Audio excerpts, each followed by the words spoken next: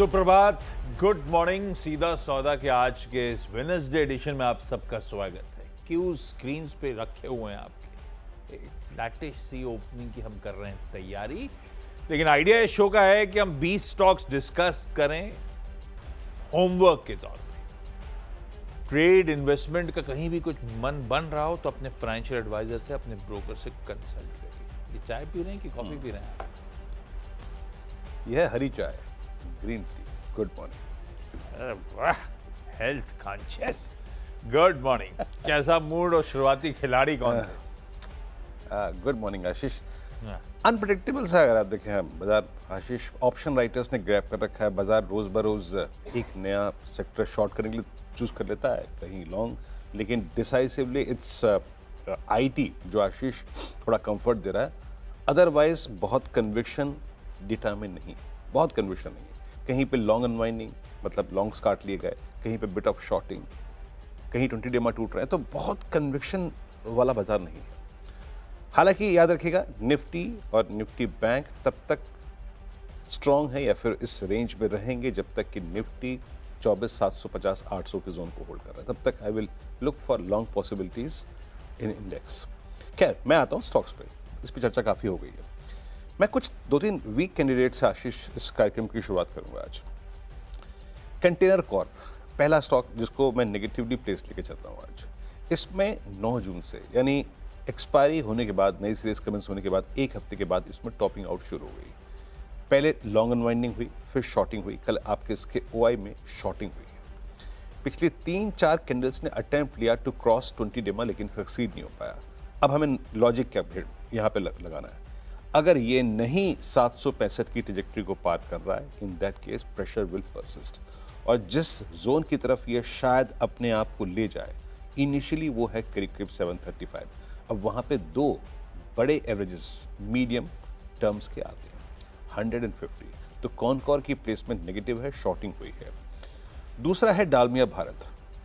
डालमिया भारत की एक trading trajectory थी जिसमें ये 20 डिमा को बहुत रिस्पेक्ट देता था आशीष। मतलब इन वह सर्कमस्टेंसेस ये अपने 20 डिमा को होल्ड करता था, उसको वायलेट नहीं करता था। और ये ट्रेडिंग पैटर्न अब से नहीं था, ये मार्च 3rd वीक से था। लेकिन finally with strong volumes, with strong OI pattern, इसने 20 डिमा का तोड़ा। अब याद रखिएगा, कल के स्विंग लो यानी 2062 के नीचे जो बड़ा इंपॉर्टेंट बेस है वो 2000 और 2016 पे है। तो 2 प्लेसमेंट आशीष नेगेटिव आज के। आशीष ओके आज का भाई stock of the day, at least ये तो कह सकता हूं स्टॉक इन फोकस है बॉम्बे स्टॉक एक्सचेंज यानी कि बीएसई लिमिटेड। लाल रख रहा हूं पर पता नहीं कितनी नीडल मूव हो रही होगी। पहले खबर बताता हूं, कल शाम को पहले एनएसई की तरफ से फिर बीएसई की तरफ से दोनों के रिलीज आ गए कि रेगुलेटर सेबी ने, भाई एनएसई ने कहा था मंडे चाहते हैं एक्सपायरी, रेगुलेटर का था रुको, डिस्कशन पेपर आया, रूल्स बने कि भाई ट्यूसडे और थर्सडे एक्सपायरी रहेगी, और एनएसई ने कहा कि ट्यूसडे की एक्सपायरी हमारी मंजूर हो गई। थोड़ी देर बाद बीएसई का रिलीज आया, वो कहता है जैसा हम चाहते थे, थर्सडे की गुहार लगाई थी, हमारी थर्सडे की मंजूरी हो गई। उल्टा हो गया है। एनएसई का मानना था, अच्छा एक चीज और ध्यान रखिएगा, मेट्रोपॉलिटन स्टॉक एक्सचेंज के लिए ट्यूसडे की एक्सपायरी तय करी गई है। जब भी वो लाने का मन बनाएगा उसको ट्यूसडे लानी होगी, एनएसई वाली एक्सपायरी के दिन। ये पहले से डिसाइडेड है। एनएसई का कहना था, आपको याद होगा चर्चा में निकल के भी आया था कि उनके पास एक एडिशनल डे मिल जाता है एक्सपायरी के लिए। मतलब बीएसई की थर्सडे को हुई तो आपके पास फ्राइडे और मंडे हुआ, फिर आपकी ट्यूसडे आई, बीएसई के पास एक ही दिन रहेगा, तो इनको एक एडिशनल डे एक्सपायरी का मिल जाएगा, मतलब शायद ज्यादा धंधा। पर मैं पता है थर्सडे में अमित सेठ से जब लास्ट टाइम अपन की चर्चा हुई थी तो वो बिल्कुल सही कह रहे थे, अट्यून्ड है हम थर्सडे एक्सपायरी से। पता नहीं अब वीकेंड पे कितने लोग, वो फ्राइडे एक्स्ट्रा डे मिलने से कितने लोग वीकेंड में कैरी करते हैं, उस पर भी मुझे डाउट है, टाइम डिके के चलते। मुझे बताइए, अगर आपको एक पोजीशन को हेज करना हो तो आप किसका चुनाव करेंगे? मान लीजिए क्योंकि आपके सामने टाइम डिके, आप क्या करोगे? आप इंट्राडे ट्रेडर्स और बीटीएसटी वालों के, वो क्या कहते हैं, वो आर या पार वाले ट्रेड्स वालों तक के लिए ट्यूसडे सीमित है, जो एक्चुअल है वो थर्सडे में ही रहेंगे, जो पोजिशनली कुछ करना चाहते हो, है ना, उनके लिए तो अभी भी थर्सडे फेवरेबल है। हम जब से हमने डेरिवेटिव सीखा है एग्जैक्टली हम अट्यून्ड हैं उस दिन से। और मुझे अगर एक वीकली व्यू लेना है, मान लीजिए मेरा इंडेक्स लॉन्ग है या शॉर्ट है, ठीक है ना, तो ज्यादा सुदृढ़ तरीके से, मजबूत तरीके से, क्लियर थॉट्स के साथ मैं थर्सडे को अलाइंड करके ट्रेड लूंगा, ना कि ट्यूसडे। मान लीजिए आपका सैटरडे संडे कोई बड़ा उलटफेर हो गया तो आपकी पूरी आप नहीं ले रणनीति का जो जाओगे, दायरा है वो वो एक खराब फ्राइडे हो जाएगा। उस दिन एक्चुअली कोई नहीं, और टाइम के ऊपर हो रहा होगा, वीकेंड के 10 नखरे होंगे, मुश्किल है, पता नहीं कैसे क्या है। हालांकि वो हीरो टू जीरो अगर उस टाइप के धंधे का सारा चाहिए, डेली ट्रेडर्स वाला वो पूरा ट्रेड इंट्राडे मस्त मजा आएगा, वो थर्सडे को भी होगा, वो बात अलग है। थर्सडे को भी होगा। हाँ, वो होगा, दोनों तरफ होगा। इसीलिए वो एक्सचेंज की एक रिपोर्ट में सुबह बीएससी की पढ़ रहा था, गवर्नमेंट सैक्स की, वो भी कह रहे थे कुछ ज्यादा फर्क पड़ना नहीं है, फर्क नहीं पड़ा। पर ठीक है, अब अगर ऐसा मानते हैं लोग कि ट्यूसडे धंधा बढ़ सकता है तो आज बीएससी लाल ही रखते हैं। एसबीआई अगर बीएससी के लिए खराब है तो एनएससी के लिए हो सकता है अच्छा, टिल्ट फेवर में आ रहा हो, एनएससी कुछ सोच के ही ऐसा एग्रेसिव कर रहा था। एसबीआई इसीलिए मेंशन कर रहा हूं, बढ़िया पेडिग्री रह रहे की चर्चा में आ ही रहा था, और एनएससी के टॉप शेयर होल्डर्स में सबसे बड़ा तो एलआईसी है, उसके बाद एसबीआई है भाई साहब। और एसबीआई दो तरह से है, एक तो इसकी डायरेक्ट होल्डिंग है 3.25% एनएससी में, और एसबीआई कैप यानी कि एसबीआई कैपिटल मार्केट्स की होली ओन सब्सिडी यानी कि एसबीआई की सब्सिडरी, और उसके पास अलग से 4-4.25% हिस्सा है, तो 7-8% स्टेक रखते हैं एनएससी में ये लोग। मैं इसको ग्रीन कर देता हूं। तो ये दोनों, अब वो खबर थी, उस स्टॉक को डिस्कस करना जरूरी था, तो दो एक साथ क्लब कर दिए, शुरुआती दो ये हो गए। ओके, अच्छा मैं एक और नेगेटिव स्टॉक ले रहा हूँ। देखिए, एक तो कल ट्रम्प साहब की टिप्पणी थी फार्मा टैरिफ को लेकर, थोड़े बहुत इंडिविजुअल स्टॉक्स अच्छे भी थे, वो भी क्रैक हो गए टुवर्ड्स एंड, बट जो मैंने पिक किया है वो पहले से ही वीक है, दैट्स ग्रेन्यूल्स। कल हम क्लोजिंग में डिस्कशन कर भी रहे थे, इसमें एक फ्लैग पैटर्न अंडरवे थी जो एक बुलिश पैटर्न होती है, लेकिन 26 मई के बाद वो फेल हो गई। वो फेल हो गई, उसके बाद सारे एवरेजेस को तोड़ दिया इसने। कल देखिए करीब करीब 1% OI buildup on short side. अब देखिए, हालांकि स्टॉक पहले भी काफ़ी टूट चुका है, तो शॉर्ट्स पे यकीनन रिस्क रिवॉर्ड रेशियो बेहतर नहीं होगा, but since it's now below all averages, अब इसका नेक्स्ट क्रिटिकल सपोर्ट आता है करीब 460 के आसपास, जहां से इसने पिछली बार 20 डेमा को क्रैक करके 15 मई को एक ब्रेकआउट दिया था। तो टिल द टाइम आप 509 के नीचे हैं, वीकनेस परसिस्ट करेगी ग्रेन्यूल्स में। और जैसा कि आशीष कल और मैं डिस्कस कर रहे थे, that's Nifty IT as of now, याद रखिएगा यूएस में कल नैस्डैक भी क्रैक हुआ है, बट स्टिल टेक्निकली मेरा आईटी स्ट्रांगली प्लेस्ड है। मैं एचसीएल टेक्नोलॉजीज की पैटर्न को बहुत, अगर आप देखें, सम्मान दे रहा हूँ इस वक्त, बेहद खूबसूरत पैटर्न। 28 जनवरी 2025 के बाद की अब तक की सबसे हाईएस्ट ट्रैजेक्टरी में क्लोज हुआ, बहुत ही शानदार base formation. It's not about today, tomorrow और डे आफ्टर टुमारो, नहीं, ये बात सिर्फ 3 दिन तक सीमित नहीं है। अगर ये स्टॉक 1730 के ऊपर सस्टेन कर गया तो इसका नया सप्लाई जोन आता है 1850। तो ये प्लेसमेंट एचसीएल टेक्नोलॉजीज की बहुत स्ट्रॉन्ग। आशीष, अगले दो में एक महिंद्रा एंड महिंद्रा, दो रीजन से मेंशन करता हूं, पेडिग्री बढ़िया है ही है। इसने स्पेन की कंपनी एरिनोवा एरोस्पेस के साथ, इसने मतलब महिंद्रा एरोस्ट्रक्चर्स ने, महिंद्रा एरोस्ट्रक्चर्स इसी की Holi own drop down subsidiary है, मतलब महिंद्रा महिंद्रा का ही धंधा है। महिंद्रा एरोस्ट्रक्चर्स के साथ तो स्पेन की कंपनी का करार हुआ है, मल्टी ईयर $300 मिलियन का कॉन्ट्रैक्ट साइन किया है महिंद्रा एरोस्ट्रक्चर ने। उस कॉन्ट्रैक्ट के मुताबिक महिंद्रा एरोस्ट्रक्चर मेटल सब असेंबलीज, कंपोनेंट्स एयरबस एयरक्राफ्ट के लिए प्लस एम्ब्रेयर एयरक्राफ्ट के लिए बनाने का अब काम करेगी। दूसरी खबर थी कि वो जो एसएमएल इसूजू को एक्वायर करना चाहते थे, कंपटीशन कमीशन ऑफ इंडिया से अनकंडीशनल अप्रूवल आ गया है, अभी ओपन ऑफर माउंट कर पाएंगे। ये दोनों स्टॉक्स, दोनों खबरों के चलते एमएनएम रडार पे। इसके साथ जोड़ा मैंने एक और अच्छा, भारत फोर्ज, इसने एक फ्रेंच कंपनी के साथ करार करा है, यूएवीज के लिए ये करार हुआ है, जो इंडियन मिनिस्ट्री ऑफ डिफेंस है उसके प्रोक्यूरमेंट से अलाइन करता है। तो भारत फोर्ज अपने डिफेंस के पंख फैलाता जा रहा है, मैं ग्रीन रखता हूं इसको। वीरू, अगले कौन से? इन्फोसिस एचसीएल टेक्नोलॉजीज, ठीक पैटर्न वही है, हालांकि इसका वो जो टाइम ड्यूरेशन वो छोटी है, ये 12 मार्च के बाद कब तक के जोन को काट रहा है। बट मेरे पास एक बड़ी चीज़ है, बड़ी short covering, the quantum of short covering is huge. 14 lakh share घटे, एंड मोर कन्विंस जो कर रहा है मेरे को चीज़ वो है 100 डेमा के ऊपर क्लोज। तो about 1640 Infosys strong, next possible resistance है 200 डेमा एट 1683, और एक Maruti the strongest script yesterday in entire auto space. Auto में कल सबसे मजबूत स्क्रिप्ट थी, कल डे हाई पे क्लोज हुआ, पुल बैक जनरेट किया इसने करीब 50-100 डेमा के जोन से। अब याद रखिएगा 16 नहीं मतलब 12,627 के ऊपर है, इसका नया ब्रेकआउट बनेगा, तो मारुति की प्लेसमेंट बहुत स्ट्रॉन्ग। आशीष अच्छा, ONGC फिर रडार पर रखेंगे, फिर ग्रीन पे रखेंगे, क्रूड वापस इंचअप करते करते $77 के करीब पहुंचता हुआ नजर आ रहा है। 78 79 से करेक्ट हुआ था, उसी तरफ बढ़ रहा है क्योंकि वेस्ट एशिया क्राइसिस एस्केलेट होता ही चले जा रहा है। तो ONGC को रख लेते हैं रडार पे, इन ग्रीन रखते हैं।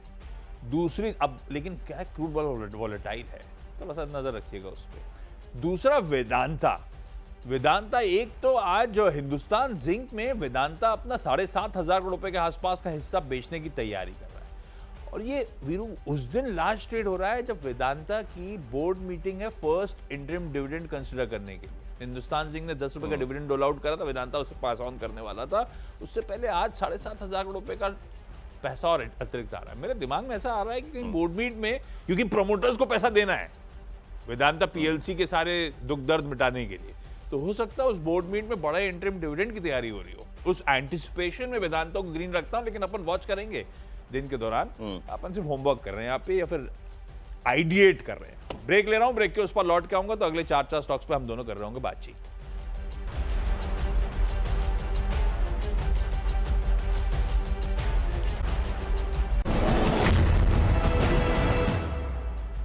ब्रेक के बाद कार्यक्रम में आप सभी का स्वागत है। अगला मेरा जो स्टॉक जिसको मैंने अपने डिस्कशन में शामिल कर रहा हूँ वो है SBI लाइफ। देखिए दोनों ही इंश्योरेंस स्टॉक्स में एक अच्छी स्ट्रेंथ है। जो लास्ट वीक एक डिप आई थी उसमें अपने 50 डिमा को होल्ड किया था इसने, कल डे हाई पे क्लोज हुआ 1800 पे। हालांकि उसके पीछे शॉर्ट कवरिंग बड़ा एक कारण था, लेकिन आपको थोड़ा चीज़ जो कि एडमायर करनी है वो है 3 जून यानी इस सीरीज के अधिकतर ट्रेड जोन को अब ये पार करने की कोशिश करना है। 1810 एक फ्रेश ब्रेकआउट पॉइंट होगा, मार्क करके रखिएगा। और बेस आता है करीब 1780 जहां पे 20 डिमा लाइन है। And then mid cap IT Cyient. Cyient ने कल लोअर ट्रेजेक्टरीज में, देखिए उस प्रकार की स्ट्रेंथ नहीं है जहां पे जैसे कि KPIT में थी, जैसे कि इन्फोसिस, TCS, टेक महिंद्रा, ना वैसी नहीं है। बट लोअर ट्रेजेक्टरीज पे एक पुल बैक जनरेट किया। 3 दिन के संघर्ष के बाद 10, 20, 50 काटा इसने। अब अगर ये इस जोन के ऊपर सस्टेन कर रहा है तो इसका पॉसिबल नेक्स्ट सप्लाई जोन आता है 1375। तो साइंट पर नजर रखिएगा। आशीष ओके, नजर रखिए साइंट पे भी, पॉलीकैप पे भी नजर रख लीजिए भाई। भारत नेट से यानी कि BSNL से करीब 6,500 करोड़ का 6448 करोड़ रुपीस का ऑर्डर बैक करा है पॉलीकैप। ऑर्डर तो अच्छा खासा है, ग्रीन करा। जाइडस वेलनेस को ग्रीन करता हूं। कल वैसे लार्ज ट्रेड प्ले आउट हुआ था जाइडस, आपको याद होगा सुबह सुबह ब्लॉक विंडो में ट्रांजैक्शन हुआ था, उसका अपडेट रख देता हूं। उसमें जो था थ्रेप्सी केयर करके थे, उन्होंने कल 46 लाख शेयर्स बेचे। ये जो थ्रेप्सी केयर है इसके पब्लिक शेयरहोल्डर्स में जिनके पास 7-7.25% का स्टेक है, अब सब बिकने आएगा एक एक करके तो दिक्कत हो सकती है। लेकिन कल जो चंक था वो बढ़िया PPFAS म्यूचुअल फंड ने पूरा खरीद लिया था लार्ज ट्रेड में। मैं ग्रीन लेके जा रहा हूँ जाइडस को, पर ध्यान रखिएगा कुछ इफ्स एंड बट्स हैं। कल फार्मा सल्क कर रहा था, ट्रम्प साहब की अभी तक क्लैरिटी है नहीं, इधर भी उधर भी हर जगह तो हाथ फंसा रखे हैं, फार्मा पे भी फंसा हुआ है मामला, तो अपन पिंच ऑफ सॉल्ट के साथ। लेकिन हाँ लार्ज ट्रेड था तो मैंने कहा अपडेट करा जाए। ऐसे ही 2 लार्ज, अच्छा नहीं सॉरी वीरू की बारी है। वीरू अगले 2 कौन से? ओके, कोई बात नहीं। जब मोमेंटम बन जाता है तो उसको छेड़ना नहीं चाहिए। हाँ लेकिन फिर मेरे को रियलाइज हो गया समय पे, नहीं तो मैं निकल जाता फिर मैं नहीं छेड़ता। लेकिन नहीं, मैं मोमेंटम का जिक्र इसलिए कर रहा हूँ क्योंकि मैं जिस स्टॉक का जिक्र कर रहा हूँ उसमें मोमेंटम है और वो डिफरेंस। BL को देखिए, मजगांव डॉक को देखिए, BDL को देखिए, लेकिन सोलार इंडस्ट्रीज के कल के स्टैट्स मेरे को इम्प्रेस कर रहे थे। मैंने यहाँ पे इसको इंक्लूड किया है। देखिए एक चीज़ रीड कीजिएगा, सोलार को जरा 20 डे में ड्रॉ कर लीजिएगा अपने चार्ट पर और उसको लगा दीजिएगा। सोलार को देखिएगा फिर सारे इंस्टेंसेस पे 2 अप्रैल को, उसके बाद 26 मई को, उसके बाद लास्ट वीक यानी 13 जून को एग्जैक्टली 20 डे पे लो लगाया, फिर स्ट्रेंथ पर कन्वर्ट हो गया। तो अच्छी स्ट्रेंथ थी। 17,155 पे ऑल टाइम हाई पे क्लोज हुआ। मौका कभी मिले एट 16,350, 500 उस वक्त उस तरफ का डिप जो है ना वो रिवॉर्ड करता है। बाकी अगर आप 17,200 के ऊपर चला तो कोई, अगर आप देखें तो इसमें रेजिस्टेंस नहीं है। तो स्ट्रेंथ यहाँ पर है। और एक है टाटा मोटर्स। टाटा मोटर्स की स्थिति खराब है, टेक्निकली समझ लीजिए इसको। कल इसने पूरे दिन परसों की लोअर शेडो में ट्रेड किया, यानी परसों के क्लोज और लो में ट्रेड किया। अब अगर ये कल का लो और परसों का लो तोड़ रहा है तो नेक्स्ट सपोर्ट आता है इसमें करीब 636 के रेंज में। तो प्लेसमेंट आशीष स्पेशली वो जेएलआर के स्टेटमेंट के बाद काफी खराब टाटा मोटर्स की। आखिरी के दो अब मेरे, एक लार्ज ट्रेड था जायडस वेलनेस, जहां पे पीपीएफएस म्यूचुअल फंड ने वो बड़ा चंक खरीदा था। दूसरा टीवीएस सप्लाई चेन सॉल्यूशंस, इसमें टीवीएस मोटर कंपनी ने कल 39,50,000 शेयर्स खरीदे। टीवीएस मोटर का ऑलरेडी स्टेक है वैसे टीवीएस सप्लाई चेन में, और बढ़ाया है, इसका मतलब कल 144 के भाव पे खरीदारी हुई है। विशाल मेगा मार्ट को ग्रीन ले चलता हूं, कल के उस लास्ट ट्रेड का अपडेट दे देता हूं। कल का वो बड़ा ट्रेड होना था, खूब सारा, पहले 10% बिकना था, फिर इक्वेंचुअली 20-22% बेचने की तैयारी कर रहे थे प्रमोटर्स इस केस में समायत सर्विसेज ने दरअसल कल फाइनली 90 करोड़ शेयर्स विशाल मेगा मार्ट के बेचे। 90 करोड़ बेचे और ये स्टॉक 1.5% हरे में बंद हुआ। कुछ बायर्स के नाम सामने आए, हम आपका ही पैसा है जो विशाल मेगा मार्ट में लगा है, बेसिकली म्यूचुअल फंड्स का। एसबीआई म्यूचुअल फंड ने 9.5 crore shares, Kotak mutual fund ने almost 8 crore shares, HDFC mutual fund ने 7.5 करोड़ और एसबीआई म्यूचुअल फंड का 7-7.25 करोड़ शेयर्स का आंकड़ा आता हुआ। ये एसबीआई 2 बार आ गया क्या? कुछ मैंने गलत लिख दिया है या 2, मैं चेक करता हूं। ये सब लार्ज ट्रेड में नाम सामने आते हुए नजर आए। तो मैं ऐसे आज विशाल मेगा मार्ट को ग्रीन ही लेके चलता हूं, देखते हैं स्टॉक बिहेव कैसे करता है। 10 स्टॉक्स पूरे, क्विकली छोटा सा ब्रेक के उस पर जब लौट के आएंगे तो हमारी टीम्स का एक क्विक रैप अप।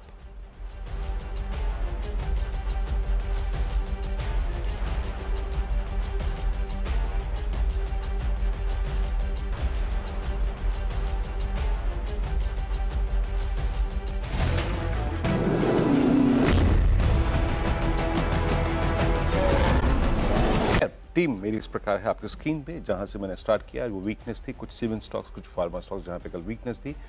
टीम आपके स्क्रीन पे, पहला स्टॉक जहां पे वीकनेस थी Granules, extreme weakness, Dalmia Bharat, यहां पे कल काफी शॉर्ट्स ऐड हुए और कौन 20 नंबर टूटा। आईटी में स्ट्रेंथ है, HCL technologies, Infosys, mid cap IT में साइन, मारुति ने कल एक अच्छी स्ट्रेंथ दिखाई, 12,500 रुपये क्लोज हुआ। SBI Life closer to all time high, Solar Industries all time high, अच्छा ओआई पैटर्न, और Tata Motors negatively placed, please इसको नेगेटिवली प्लेस रखेंगे, और कल इंपॉर्टेंट लेवल बीच हुए। आशीष ओके, मेरी 10 की टीम भी आप लोगों की स्क्रीन्स पर आएगी, अलग अलग रीजंस ही चलते मेंशन्ड ये स्टॉक्स। एक बीएसई थोड़ा सा निगलिंग कंसर्न्स की पता नहीं कितना वॉल्यूम लूज आउट कर रहे होंगे, इसीलिए लाल रखा है, बाकी सब इन ग्रीन है। SBI, M N M, Bharat Forge, ONGC, Vedanta, Polycab, Zydus Wellness, TVS Supply, Vishal Mega Mart, सब के रीजन स्पेसिफाइड, ये सब इन ग्रीन आज के लिए।